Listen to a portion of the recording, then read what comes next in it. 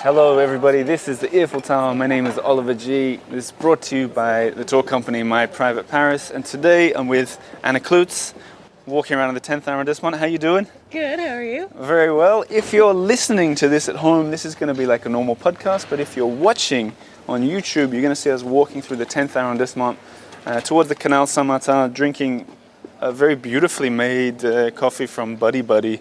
So far so good? One of my favorite coffee spots in Paris. There you go. And the idea is we're going to be talking about the mistakes that people make when they're coming to Paris based on our combined Paris years of 50. 15 years of Right? Paris knowledge. Are you ready to get into it? I'm very ready, let's do it. Let's do it. So before anything, Anna, let's just rewind a little bit. You've been in Paris for 5 years. Almost, yes. In January. January is 5 years, So which is crazy.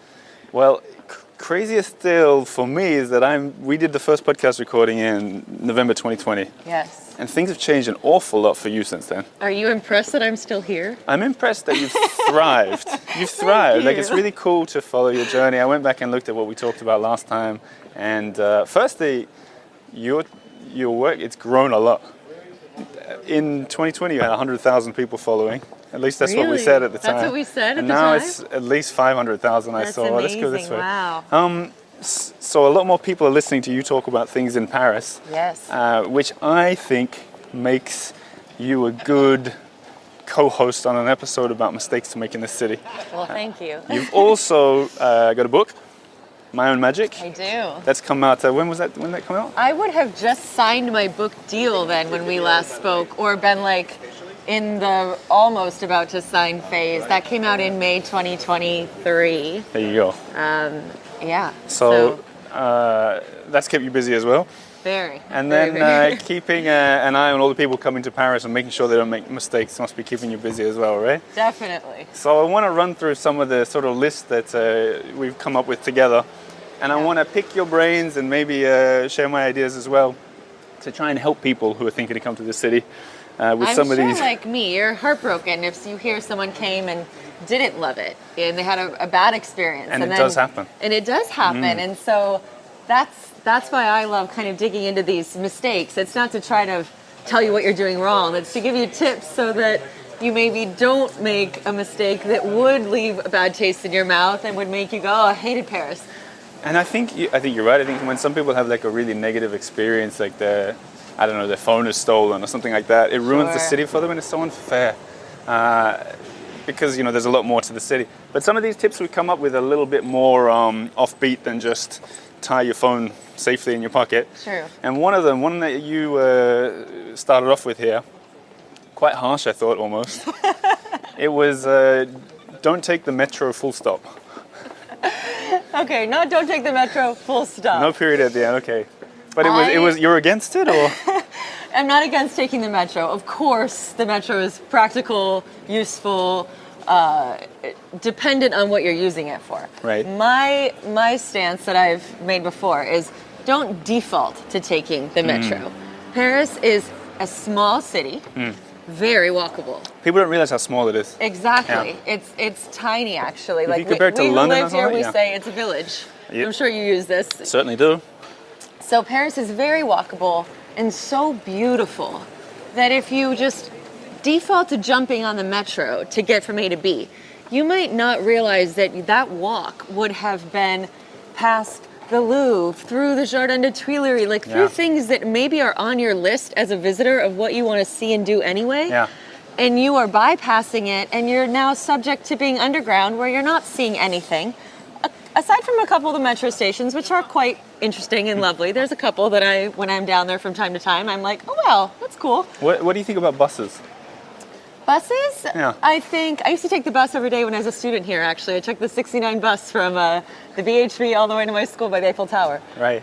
Better than the underground, because I like being able to see things. You get a view, yeah. But traffic here is nuts, you know that. Of course, yeah. So I you're took a gonna bus here lose just time. now and I didn't even know what I was doing. I was like, why am I doing that? I could have probably Exactly. walked quicker. I'm all about just if you only have a limited time in a place, you want to see as much as that place as possible. Yeah. So if you have the ability to walk, if you don't have any mobility issues and you want to see as much as you can, then oftentimes if you look on the map and I'll put it in my Google Maps sometimes of like, okay, what's my transit time to get there to check how long it's going to take me to walk. Yeah.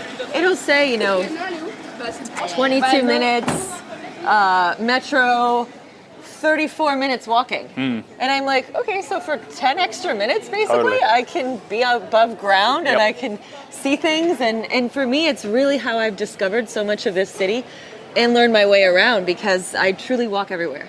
I think a lot of people who are coming from other big cities might mistakenly think that Paris is like London or LA or something like that. But really, I mean, this tip could equally have been prioritize walking over anything else. But Yeah. also, I think that the metro, some people I know, even though it's an old metro, a very well-functioning metro, it also has its downsides that it can be a bit Crowded. crowded, can be a bit gross, can be a little Definitely. bit dangerous. It's a very common place for people to get pickpocketed. So walk. You know what? I'll add an anecdote. I never take the metro. I never have taken the metro to Châtelet for ages because it's a huge metro station. It's I get lost. yeah. And I popped that. So I went just down Rue de Rivoli, the big, easy street that I walk and I always know where I am. I popped out last night and I was like, I don't know where I am. I don't know which way to turn. And I was like a total tourist and I was like, this isn't a pleasant experience as well. No. So anyhow, don't take the metro By default. by default. Look That's up a your nice one, options, Yeah. consider walking. You're going to see more of a city. You're going to learn your way around. You're going to stumble upon little gems that you wouldn't stumble upon if you're on the metro. I'm glad you said that, little gems, because that takes us nicely to our next point, which is All those plastic covered flower little gems all over Paris exactly that right. are going viral on TikTok. viral flowers. That's what you TikTok. So the number 2 mistake is don't go to the viral places. End of story. I'm being a bit. Okay. I'm being a bit. Not no. end of story. Okay, go on. But I have found that people, I spend a lot of time on Instagram as part of my job, and I see, top 10 cafes of Paris, and they're just all these places that I know are not good. I know that they're not making things in house, that they're covered in plastic flowers, and that's Plastic why flowers is a weird thing, isn't I it? don't get the plastic flowers thing. I have never understood it. I think it worked for one person once, and people are like, "Oh, I can copy paste that idea." I have you heard this? That there is a company here in Paris now that goes and will do your plastic flowers for you. Yeah. They come and they tell you the results Yeah. of how business grows after you cover your facade in plastic Yep, flowers. yep.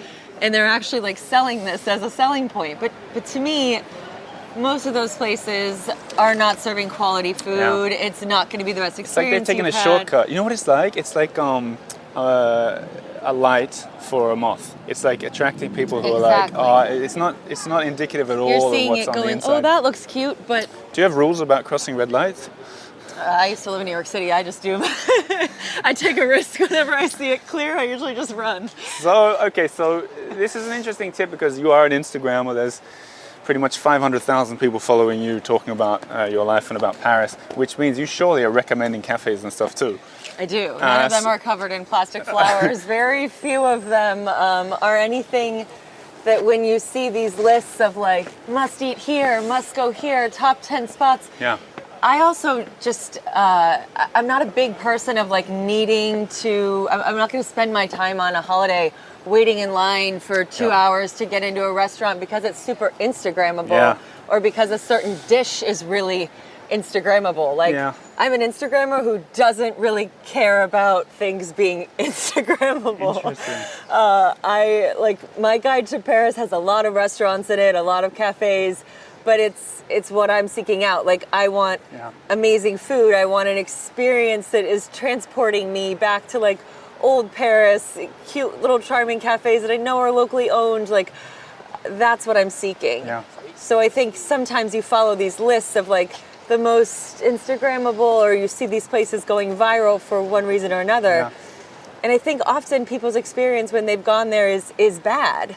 Yeah, totally. And I mean, agree. when you see these places that are, trending, you've probably been to most of them too. Often to try and keep my finger on the pulse of what's happening in the city, which is Yeah. becoming impossible with coffee shops and stuff because it's just opening all the time. But I also think to add to it, I think a lot of people who are coming to Paris, especially for 3 or 4 days or a weekend, your time is your most valuable thing, and standing in a line for anything, I mean anything, is wasting your time. It certainly, if you're going to be in like a 3-hour line to get a chocolate mousse, because Yeah. there's a lot of chocolate Exactly. mousse around That's this city. not just that. You don't need that one. And there's other things. This city's got so many good things to do. Like, great, you got to see the Mona Lisa, go do it.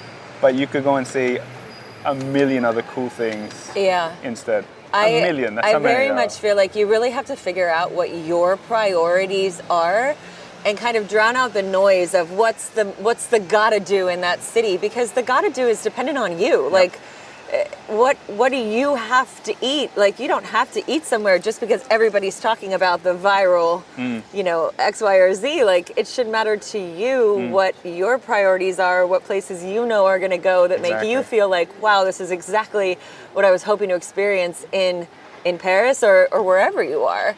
You shouldn't just be following a list that someone made who probably doesn't live here about what the best Fair point. X, Y, or Z Or is. they How copy paste the rare. list off each other, like Yeah. from an office in another country or another city. But Yeah. anyway, talking about got to do, we got to get on to point 3 and off this bridge. I think I've got them written down here. Oh, this is an interesting one, especially because we're walking by the canal. I can talk about that later, but you said don't talk to strangers, Don't talk to strangers. which Stranger danger. we can add a caveat at the end of this episode about all the tips, but it's a very fair point and it really encompasses a lot. And I see anytime you go to a touristy area in Paris, you see the people making this mistake. People who are coming up and talking to you are usually up to no good. Okay, so I'm sure you would agree with me. It is not a very Parisian thing to do to just go up and talk to a stranger, right? No, you don't. You're not even going to compliment somebody's jacket on the street if you like it. Like, it's just Has not. to be a very good jacket. It's trust me. I mean, I used to live in New York and I'm from the Midwest. Like, I'm used to just, oh my gosh, I love your outfit. You look so cute. Oh, thank you. You too. Like, Yeah. right? Oh, I love your dog. Like, it's normal to talk to strangers in other cities. Here, it's not really. So you should know as a visitor that if someone is coming up and approaching you, it's probably not for a good reason, Yeah. right? They're probably you're probably entering the early stages of some form of a scam. Yep. Some form of a please sign my petition. I'm going to put this all these Also scams that scam, exist yeah. here. And this The must bracelets, hurt you the as a petitions. friendly Midwestern. It does. It actually, like, it kills me to write that tip Yeah. of, like, don't talk to strangers, because interacting with the locals in any city gives you so much insight Sure. into the culture and adds to your experience positively. But when you're being approached by someone in Paris and you're visibly a tourist, this is not a good. Exactly.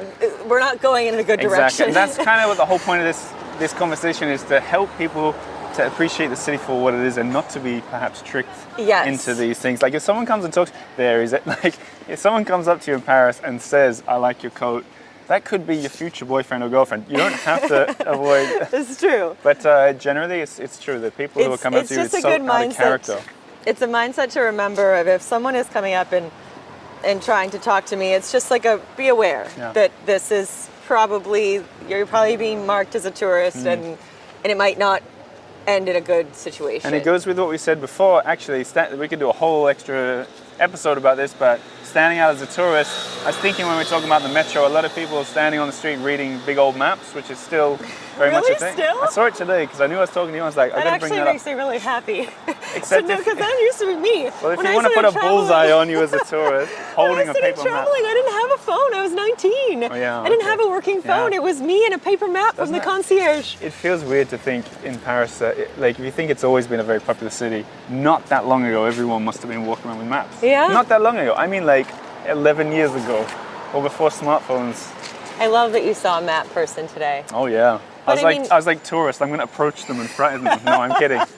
Here's the thing, though. You should talk to other locals. Like, talk to your waiter. Talk to, Absolutely. people who are taking you in, of course, guides or shopkeepers. If you're brave enough to go to the marché or Yeah. go into a fromagerie, talk to those people. But it's more if someone is approaching you, just have your guard up that, like, you could be in the early stages of some kind of scam that's going to leave a bad taste in your mouth if you get pickpocketed or roped into one of those various scenarios that we know exist here. You've traveled an awful lot. I see like 80 plus countries. 83. 83. as, if I get this right, a magician's assistant Yes. back in the day. We're talking I about the traveled a lot past. with my ex-husband, but I traveled a lot before that. I moved to London, and that's when I really like started traveling. I moved to London at 21, and the weather was so terrible that I just started booking tickets on the weekend on Ryanair and Yeah. EasyJet for 10 or Oh, man, 15 bucks. I did the exact same thing. Yeah. I used to live in London, did the same thing. Go to any place. Because it's so easy and yeah. it's so affordable that you're just. I had this mindset of like either do this now or maybe I'll never get the Yeah. chance to do it. You know, it says a lot that you've been to all these places. You ended up choosing Paris. It was always my favorite. Really? That's why I do feel very like I always wanted to end up here. It's a dream that started at 12 and then I still had that dream at 30 after everything else. And do you still have that I had energy done. for the city? Like I remember when we talked last, we were in Pigalle and we did I that need episode. to go back and listen to 4 years ago me. Well, I should listen to the whole thing as well. But I skimmed through it and I was like, I remember being very impressed by your hunger for the city. And do you feel you still got that hunger after these years apart? Absolutely. I think I say Paris, like your first year here is like a honeymoon, right? Everything's easy and it's just easy to be in love that first year. You're like, well, this is wonderful, everything's beautiful. And then you start to realize the quirks and the faults in your partner, right? Yeah, And in this case, my partner is Paris. You know, we got that in common, that we were sort of drawn to Paris and we came here and loved the city. You know what else we have in common? ABBA fans. I didn't know you're an ABBA I fan. didn't know you were an ABBA fan either, but I've got the What? Swedish connection. It's a story for another day, but I once... Sweden will be country 84 for me. I have almost made Really? it there. But you haven't been there? No, Oh and my I God. almost went this summer. And you know they got then the it's ABBA just like, museum that's as why well. I want to go, and I. That's why you want to go to Sweden? For the ABBA I mean, museum? it's on a high priority. Yeah. It's one of the top contending reasons. Oh yes. my goodness, you must go there. I have Swedish roots on my dad's side, Right. like not first generation, but they're back there, and I am a massive ABBA, massive. Well, we ABBA. can compare notes on ABBA in Sweden later.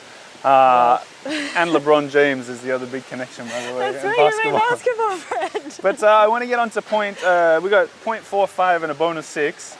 Okay. Number 4, this is one for you to explain to us, is don't expect it to be America. Yes. What do you mean by that? I mean, fill in the blank of don't expect it to be wherever it is you're coming from. Don't Right. expect it to be Germany. Don't expect it to be, anywhere you're coming from. A lot of people, when they travel, they are prepared for the city to change, for the food to change, Yeah. but they sometimes are not as prepared for the culture to change. Right. And I hate when I hear people that feel like that leave going, oh, the French were so rude to me, or the service was so bad, or they have these, they have these grievances based on the lack of actual understanding of the Yeah. difference of culture here. Yep. And I think that where this is most apparent, and the thing tourists are going to run to the most, is at a cafe. Yep. You sit down at a chill little cafe here. I am prepared that no one is going to acknowledge my presence for a good 15 minutes. Sure. And that is just the norm. It's not that they're being rude. It's not that the service is bad. That is just France. And it's so different in the States as well, where people will come up to the table, introduce themselves, and I have reverse culture shock when Yeah. I'm home now. Really, Like, really, yeah. truly, you sit down at a restaurant, and within seconds, giant waters Yeah. full of ice. How are we all doing today? The Yeah. chef's special is a artichoke dip with some cranberry crostinis. Should we start with that? And you're like, Yeah. who is we? How? Why are you already offering Why did you me introduce things? yourself to me? I didn't ask for this Yeah. tumbler of water. Like you have to remember, and I don't know if you can do any preparation ahead of time. Like I tried to do a little crash course in my Paris guide of like, here's what to expect. Here's what's normal in France. Here's like some French etiquette so you understand. Because it would be easy to take that to heart and think like, oh, the service is terrible. It's not terrible. It's just different. And Sure. And on the other point, as I'm sure you know, you have to flag someone down and beg for your check here to Yeah. get out. Where in America, after an hour and a half, they're like, okay, bye, Funny, here you isn't go, it? I need It's my funny next because table. it's actually nice not being rushed I out of a love restaurant. it. Yeah, but You at could first, sit for hours Yeah. with just a glass of wine and no one Yeah. cares. It's such a weird thing to get, because I've been guilty of this myself, but it's so weird to think, where are they? I want to pay and get out of here. When Yeah. you're in a perfectly lovely place that you've chosen to eat, which you maybe had a really nice meal and you're enjoying it. It's that whole thing of adapting to the speed and the style of Paris and France in general. I mean, outside of Paris, it's even slower.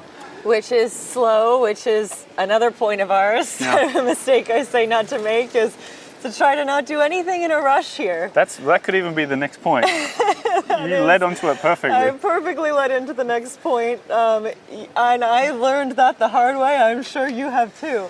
I'll sometimes think like, oh, I just need to grab a coffee really quick. Yeah. Like I have 3 minutes before I have 3 minutes to grab a coffee.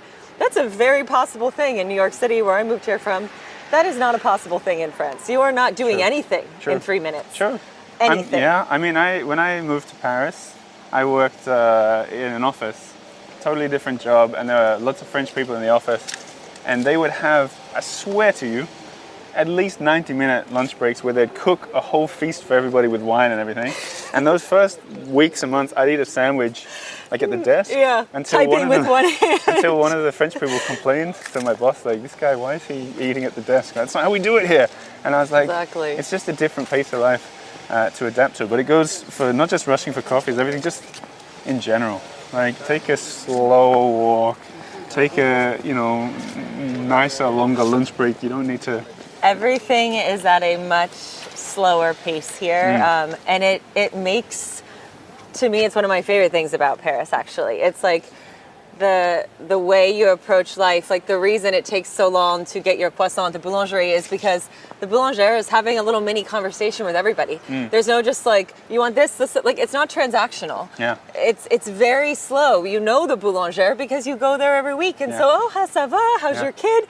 You're having a petit conversation, and then you're off. There's no just like quick transaction happening, so everything is going to take more time. Like the marché, do you go to like your local fresh Sure, marché yeah, for yeah. groceries? I mean, how much time do you allot for that process? A whole week. But do you get a reverse culture shock when you go back to the States for that as well? That you For go to buy everything. a coffee and you start chatting and people behind you are like, hey, get on with it. Well- I'm waiting here. I mean, it depends where I am. In the Midwest, it's normal to have a full chat. When I'm back in New York is when I am like, whoa, okay, like, I've, by noon, I've accomplished like 15 things where in Paris I wouldn't have even left my apartment yet. Yeah. But I think, you have to just be prepared of like, and because you're a tourist and you're planning a lot in your schedule, you'll think, oh, we have an hour for lunch. That is not enough time to sit anywhere. You should grab a quick boulangerie sandwich. You should maybe get a crepe. But if you're going to say, oh, we have an hour to sit down and have a lunch, and you're expecting that turnaround to happen, that's you wanting France to adapt to you and your schedule, and it's not going to happen. And you're going to end up mad, yelling at your waiter. Your waiter's not going to understand. It's going to be this bad moment. Yep, make sure you adapt. Don't expect people to adapt to you. And Yep. I mean, it's tied very closely to the other one of don't expect it to be home, because in New York, it's very possible to have a full meal in 45 minutes and be out your way. There you go. It's not possible here. So you have to adapt and take life here a little bit slower from the pace you walk, which I get yelled at for all the time. Have you by noticed my I'm walking boyfriend. slow, by the way? Yeah? My boyfriend all the time is just like, Sherry, please, like, c'est tranquillou, c'est dimanche, un peu promener, walk slow. It's Sunday, we can relax. You can take the girl out of America, but you can't take the American out of the girl, something like that. Walking is a hard one for me. I'm just like, if I have to get from A to B, like, why are we not just getting there as fast as we can? You need to follow point slowing 4 down. or 3 or whatever we said. I to know. Stop rushing. I know. This list is for us too. This, before we get into the last tip, which is gonna turn everything on its head, it's a big twist. I just want to say that for the people listening or watching who want to check out Anna Kloots, that's the key, Anna Kloots. If you go at ANNAKLOOTS, we'll have it in the show notes, in the description, everything. You can follow her on social media, Substack, for example, and more. You mentioned your guide, that'll be linked below. Find out what Anna has to say about Paris, France, her life, and remember her book, My Own Magic, which you can find anywhere that sells good books. But now, the last point, the big one. The most important one. Point 6 is the biggest mistake you can make is listen to everything we've just said. Exactly. In other words, Plan your entire trip based on someone else's opinion. exactly. You have to leave room for what you love, what your passion is, what your dream is. Yep. You got to leave room for error. You got to leave room to. This is gonna sound weird. This is gonna sound very weird. Leave room to be robbed. If that's what it is.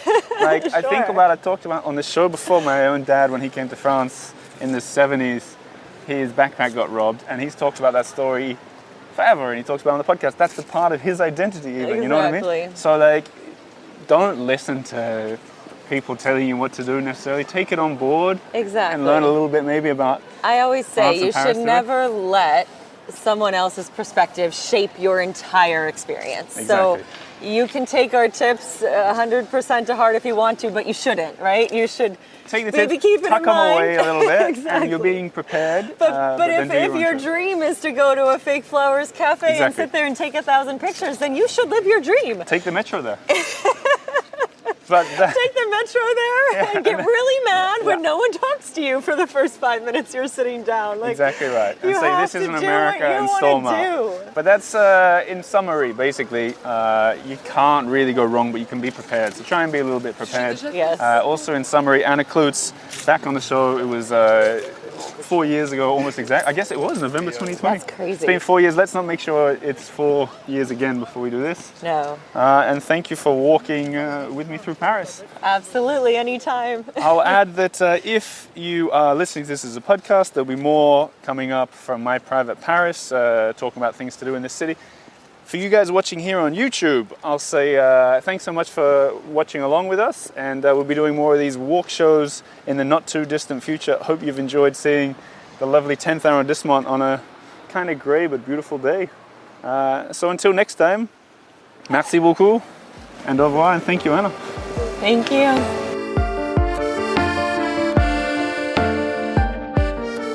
Bertrand from My Private Paris. A lot of the commenters agreed that you have similarities to Chef Gabriel from Emily in Paris. Did you see? I saw. I guess he's so happy about it. Yeah. You think he saw it as well? What did your family think about that? My wife looked at me and said, I don't see how, but you may sound like him. Yeah, it was more of an aura thing. Anyhow, speaking of chefs, pastry. Oui, pastry. You said you had the finger on the pulse of pastry world of Paris, and there's one that everybody should. I think if you're coming to Paris, you have to try a pastry, which is the Paris-Brest. You know that one? I know. I feel like I know the story of it, but I'm not 100% sure what it looks like. Paris-Brest, it's usually as a circular shape. Yeah. The story goes that it was created for the race, the cycling race, Yeah. going from Paris to Brest and back. So it Which is in Brittany in the west. Yeah. Yes, it's quite far. Is it like a donut? What it looks like a Oh donut? my God. I think in a lineup gross. of pastry, I'm not confident I'd pick out the Paris-Brest.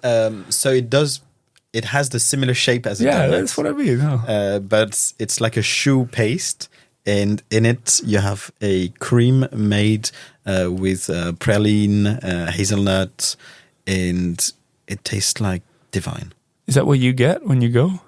If I have friends coming over, etc., I'll buy several pastries. Yeah. But if I have to pick just one, it's the Paris-Brest. I'm glad to be talking to you as a Frenchman here. Do you just go and get one like on the way to work? You'd pick up a Paris-Brest and eat it on the way in? I used to.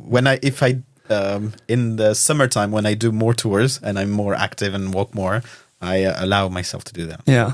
But usually, like, I feel like everyone eats a croissant. I feel like that just makes sense, but I know it's not true because there's so much stuff in the bakeries. Yeah. But I lean in on the croissant. The croissant is one of my favorite things about the whole country, and the cheese and the bread. But yeah, so it's more of an occasion thing. Like Yes, yeah. I'd say so. Because it's richer, because it's also more expensive. But it's very common that if you invite friends over, you don't want to bake a cake not everyone likes the same pastries, etc. So you buy a bunch of them, and there are two ways: either each pick one, but most of the time you cut them in slices, etc., and each can get a bite of a different pastry. Because I'm a lemon guy. Yeah. I think that I could tell that about you just looking at it.